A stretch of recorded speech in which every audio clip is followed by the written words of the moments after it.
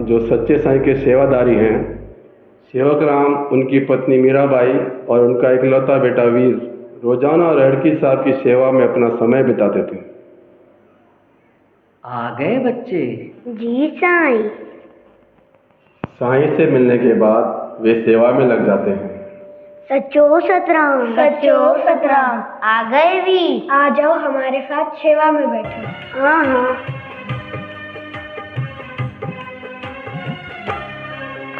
सेवा करने के बाद वे साईं से आज्ञा लेकर घर चले जाते हैं। सेवक राम का बेटा हर चीज में अव्वल आता है, पढ़ाई में, सेवा में और खेलकूद में। मम्मी पापा देखो मैं स्कूल में फर्स्ट आया हूँ। अरे वाह, तू तो मेरा राजा बेटा है। साईं करे तुझे हर चीज में कामयाबी मिले। हाँ हाँ, साईं तुझे खूब कामयाबी दे। कुछ सालों बाद सेवक राम का बेटा बड़ा हो गया और उसके कुछ नए दोस्त बने। वीर बेटा तैयार हो जाओ, रेहड़की साहब जाना है। जी पापा। हल्ले सेवा हल्लो रेड़की, भागवारे नाने जी रेड़की। वीर वीर। अरे रोहन, आदित्य, तुम यहाँ? वीर हम पार्टी में जा रहे हैं, हमने सोचा तुझसे पूछें। तुम हमारे साथ चलोगे? दोस्तों के ऐसा कहने पर वीर का मन विचलित होने लगा। उसका मन सेवा में न जाकर दोस्तों के साथ घूमने जाने को करने लगा। वीर चलें बेटा? नहीं पापा, सेवा में तो मैं रोज जाता हूँ, आज मैं दोस्तों के साथ जाऊँगा।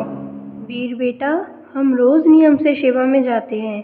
सेवा छोड़कर दोस्तों के साथ मत जाओ। नहीं मम्मी, आज मेरा मन सेवा में जाने का नहीं है, आज मैं अपने दोस्तों के साथ जाऊँगा। ऐसा कहकर वीर अपने दोस्तों के साथ चला जाता है और सेवक राम अपनी पत्नी के साथ रोज की तरह अपनी सेवा के लिए रेडकी साहब के लिए रवाना हो जाते हैं। आ गए सेवक राम? वीर दिखाई नहीं दे रहा, वीर को साथ नहीं लाए? नहीं साईं, आज वीर नहीं आया। सेवक राम और उसकी पत्नी अपनी सेवा करने लगे, पर मन ही मन उन्हें अपने बेटे की चिंता हो रही थी। अपनी सेवा करके साईं से आज्ञा लेकर वे घर के लिए रवाना हो गए। ऐसे ही वीर रोज रोज सेवा में न जाकर दोस्तों के साथ घूमने चला जाता था। यह उसकी आदत बन गई थी। धीरे धीरे उस पर गलत संगति का असर होने लगा था। वह पढ़ने में, खेलकूद में और सेवा में पीछे हो गया था और कुछ समय तक ऐसे ही चलता रहा। हमारा वीर पहले हर चीज में आगे था, लेकिन गलत संगति का उस पर इतना असर हो गया है कि अब वह हमारी कोई बात नहीं सुनता। हाँ, तुम सही बोल रही हो, लेकिन मुझे समझ नहीं आ रहा कि उसे सही राह पर वापस कैसे लेकर आए। बहुत रात हो गई है, वीर अभी तक घर नहीं आया है। आप एक बार उससे फोन कर कर पूछिए तो कि वो है कहाँ। हाँ हाँ, करता हूँ। वीर फोन नहीं उठा रहा है, तुम फिक्र मत करो, आता होगा। समय बीतता गया, लेकिन वीर अभी भी घर नहीं पहुंचा था।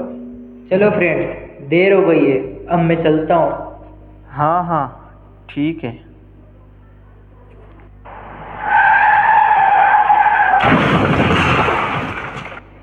वीर! रोहन, वीर के घर फोन करके बता देते हैं कि उसका एक्सीडेंट हो गया है। नहीं नहीं, मुझे डर लग रहा है, अगर हम फंस गए तो। चल यहाँ से चलते हैं। वीर को उसी हालत में छोड़कर उसके दोस्त वहां से भाग जाते हैं। हेलो रोहन, कहाँ हो बेटा? वीर तुम्हारे साथ है ना? नहीं नहीं अंकल, वीर हमारे साथ नहीं है, वो तो कब का घर के लिए निकल गया था। अच्छा, ठीक है बेटा। एक अनजान आदमी वीर को ऐसी हालत में देखकर उसके पास जाता है और उसका फोन उठाकर उसके घर बात करता है।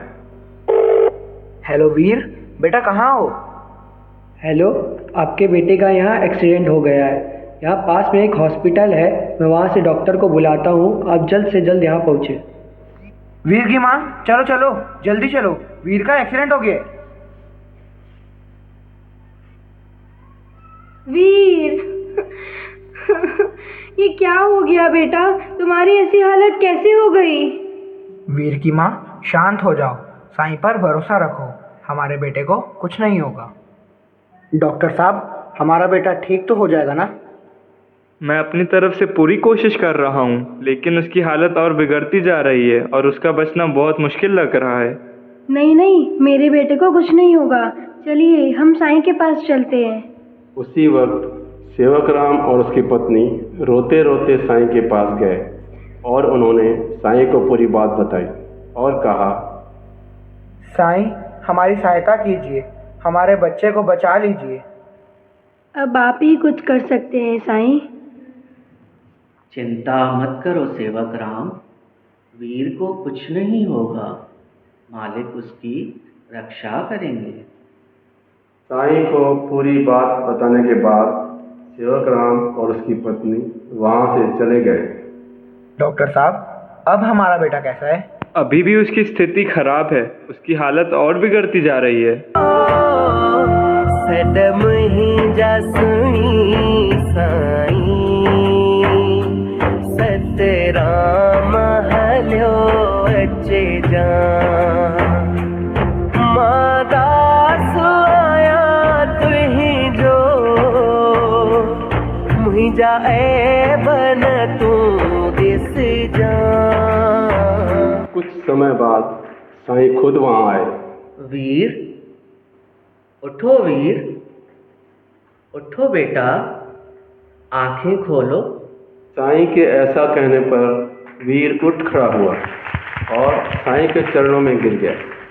साईं, मुझे माफ़ कर दो, मैं भटक गया था, मुझे पता ही नहीं चला मैं कब गलत राह पर डल गया था। जिनके साथ रहने के लिए मैंने अपना सब कुछ छोड़ दिया, आज उन्हीं लोगों ने मेरे बुरे वक्त में मुझे संभालने के बजाय अपने आप को बचाकर मुझे वहाँ अकेला छोड़ दिया। मैंने तो आपसे मुंह मोड़ लिया था साईं, लेकिन आपने आके मुझे संभाला। मुझे माफ़ कर दीजिए साईं, मुझे माफ़ कर दीजिए। इंसान का मन तो जन्म से ही चंचल होता है और वह चंचल मन तरह तरह की चीज़ें करना चाहता है, तरह तरह के सुख भोगना चाहता है। तुम्हारे साथ भी कुछ ऐसा ही हुआ। संसारी सुख गलत नहीं है, लेकिन उनकी आदत लगना वो गलत है। गुरु अपने बच्चों से कभी मुंह नहीं मोड़ते, वे हमेशा अपने बच्चों की रक्षा करते हैं। प्रतिदिन नियमित रूप से नाम, ध्यान, जाप, सेवा, सिमरन करने से मन शांत रहता है।